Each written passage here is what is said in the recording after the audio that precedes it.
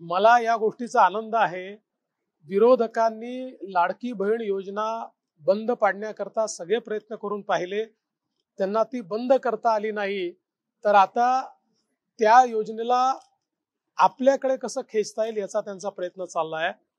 पण जनता त्यांना एकच सवाल विचारेल, तुम्हाला इतके वेळा संधी मिळाली, ती संधी मिळाली असताना तुम्हाला बहिणींची आठवण का आली नाही?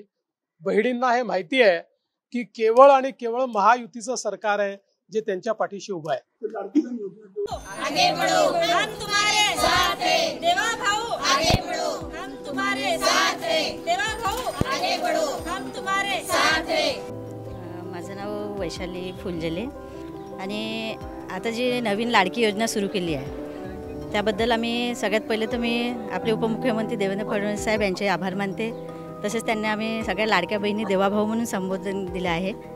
तर त्यांनी जे सगळ्यात पहिली किस्त आमच्या सगळ्यांच्या याच्यामध्ये 3000 रुपये दिलेले आहेत, तर त्याच्यामुळं आमच्या महिला खूप खुश आहे आणि आम्ही खुश आहोत की म्हणजे आता त्या पैशाने आम्ही काहीतरी करू शकतो किंवा ते पैसे आले तर आम्ही एकत्र त्याला म्हणजे जमा करू आणि मग त्याच्यावर आम्ही कोणता व्यवसाय पण करू शकतो किंवा कोणत्या अडीअडचण आली तर आम्हाला असं म्हणजे राहील हिंमत की आमच्याकडे आहे बा पैसे।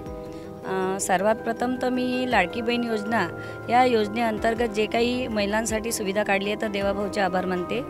तसेच जी हे लाडकी योजनेपासून महिलांना, जसं आता मी एक हाऊसवाईफ आहे, माझ्यासारख्याच बाकी जी गृहिणी आहे त्यांना एक आर्थिक मदत म्हणून खूप चांगलं झालेलं आहे। त्याच्यासोबत जे गरिबांचे मुलं आहेत त्यांची एकदम परिस्थिती नाही आहे, ती वेळेवर जर मुलांना काही शाळेसाठी वगैरे ॲडजस्टमेंट पैसे तिला करायची जरुरी होती किंवा 2 घरी 3 घरी काम करून ती पण पैसे ॲडजस्ट करायची, ते तिला 1 महिन्याचा एक आधार झालेला आहे की माझे हक्काचे 1500 रुपये तर मी माझ्या मुलाचं शिक्षण किंवा जे काही आहे ते करू शकते।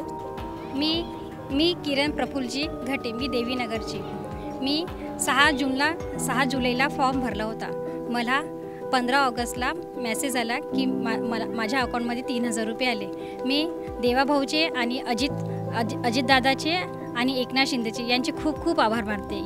या योजनेमुळे माझ्या 2 मुली आहेत, त्यांच्या शिक्षणाला मला खूप मदत होईल। मला सगळे बोलत होते की तुला मुली आहे तर तू कसं करशील, आता याच्यामुळे मला खूप आधार झालेला आहे। मला माझ्या मुलीला खूप मोठं बनवायचं, खूप घडवायचं। याचा फायदा फक्त मी माझ्या मुलींच्या भविष्यासाठी घडवील।